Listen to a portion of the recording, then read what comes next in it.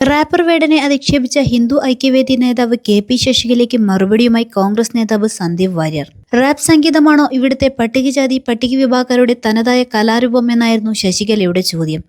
പട്ടികജാതിക്കാർക്ക് rap പാടിയാൽ എന്താണ് ടീച്ചറെ എന്ന ചോദ്യവുമായാണ് സന്ദീപ് വാര്യർ ഇതിന് മറുപടി നൽകിയത്. റാപ്പ് എന്ന സംഗീത രൂപം ലോകത്ത് എല്ലായിടത്തും വർണ്ണവംശം വെറുക്കെതിരായ പ്രതിഷേധമായാണ് രൂപം കൊണ്ടിട്ടുള്ളത്. ഇന്ത്യയുടെ സാഹചര്യത്തിൽ അത് ദലിതർക്കെതിരായ സവർണ ഹിന്ദുത്വ അതിക്രമങ്ങൾക്കെതിരായ ശബ്ദമായി മാറും. അതിൽ അസ്വസ്ഥതപ്പെട്ടിട്ട് കാര്യമില്ല, സന്ദീപ് വാര്യർ ഫേസ്ബുക്കിൽ കുറിച്ചു. പട്ടികജാതി പട്ടികവർഗ വികസന വകുപ്പിന്റെ ഫണ്ട് ചെലവഴിച്ച് പരിപാടി നടത്തുമ്പോൾ പട്ടികജാതി പട്ടികവർഗ വിഭാഗവുമായി പുലബന്ധം പോലുമില്ലാത്ത റാപ്പ് മ്യൂസിക്കാണോ അവിടെ അവതരിപ്പിക്കേണ്ടത്? പട്ടികജാതി പട്ടികവർഗ വിഭാഗങ്ങൾക്ക് തനതായ എന്തെല്ലാം കലാരൂപങ്ങളുണ്ട്. റാപ്പ് സംഗീതമാണോ ഇവിടുത്തെ പട്ടികജാതി പട്ടിക വിഭാഗക്കാരുടെ തനതായ കലാരൂപം? ഗോത്ര സംസ്കൃതി അതാണോ? അവരുടെ വ്യക്തിത്വം ഉറപ്പിക്കേണ്ടത് ഇങ്ങനെയാണോ എന്നായിരുന്നു പാലക്കാട് ഹിന്ദു ഐക്യവേദി സംഘടിപ്പിച്ച പരിപാടിയിൽ സംസാരിക്കുന്നതിനിടെ ശശികല ചോദിച്ചത്. വേടന്മാരുടെ തുണിയില്ലാച്ചട്ടങ്ങൾക്ക് മുന്നിൽ സമാജം അപമാനിക്കപ്പെടുകയാണ്. ഇത്തരക്കാർ പറയുന്നത് മാത്രമേ കേൾക്കൂ എന്ന ഭരണത്തിന്റെ രീതി മാറ്റണം. ഇങ്ങനെയുള്ള പരിപാടികളിൽ പതിനായിരങ്ങൾ തുള്ളിയേണ്ടി വരുന്നത് ഗതികേടാണ്.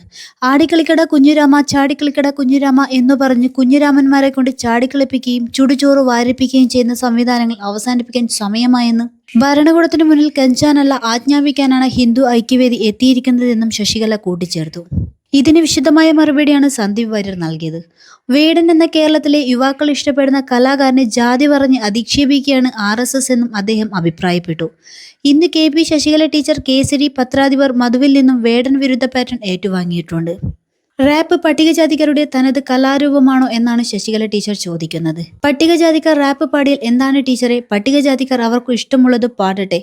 റാപ്പ് എന്ന സംഗീത രൂപം ലോകത്ത് എല്ലായിടത്തും വർണ്ണവംശക്കെതിരായ പ്രതിഷേധമായാണ് രൂപം കൊണ്ടിട്ടുള്ളത്. ഇന്ത്യയുടെ സാഹചര്യത്തിൽ അത് ദളിതർക്കെതിരായ സവർണ ഹിന്ദുത്വത്തിന്റെയും അതിക്രമങ്ങൾക്കെതിരായ ശബ്ദമായി മാറും. അതിൽ അസ്വസ്ഥതപ്പെട്ടിട്ട് കാര്യമില്ല. ഹിന്ദു ഐക്യവേദി നേതാവിന് പരിഹരിക്കാൻ കഴിയുന്ന മറ്റു ചില സമാജ പ്രശ്നങ്ങളുണ്ട്. അതിലൊന്നും ഹിന്ദു ഐക്യവേദിയെ കാണാറേയില്ല. കേരളത്തിലെ എത്ര ക്ഷേത്രങ്ങളിൽ പട്ടികജാതിക്കാരായ കലാകാരന്മാർക്ക് ചെണ്ട കൊട്ടാൻ അവകാശമുണ്ട്? ടീച്ചർ ഇന്നേവരെ അതിൽ ഒരു അഭിപ്രായം പറഞ്ഞിട്ടുണ്ടോ? സന്ദീപ് വാര്യർ ചോദിച്ചു.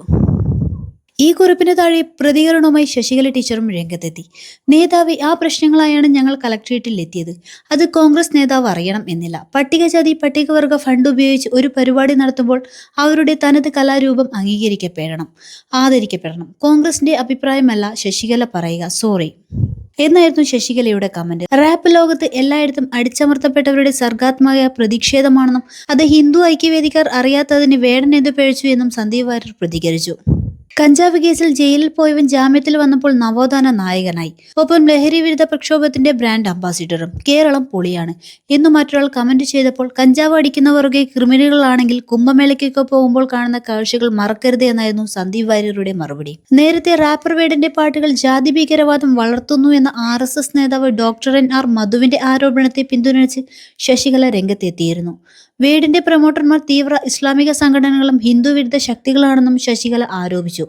കലാപത്തിന് ആഹ്വാനം ചെയ്തതിന് മധുവിനെതിരെ ഭാരതീയ ന്യായ സംഹിത 192 വകുപ്പ് പ്രകാരം കേസെടുത്തത് പൗരന്റെ മൗലികാവകാശങ്ങൾ മേലുള്ള കടന്നുകയറ്റമാണെന്നും ശശികല ആരോപിച്ചു.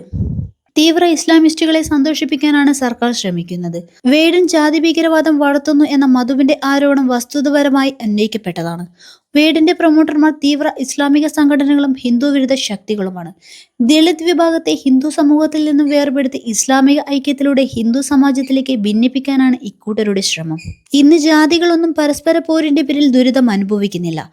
ആരും ആരെയും കീഴ്പ്പെടുത്തുകയോ അകറ്റി നിർത്തുകയോ ചെയ്യുന്നില്ല. ഇടതും വലതുമാണ് ഇക്കണ്ട നാള് കേരളം ഭരിച്ചത്.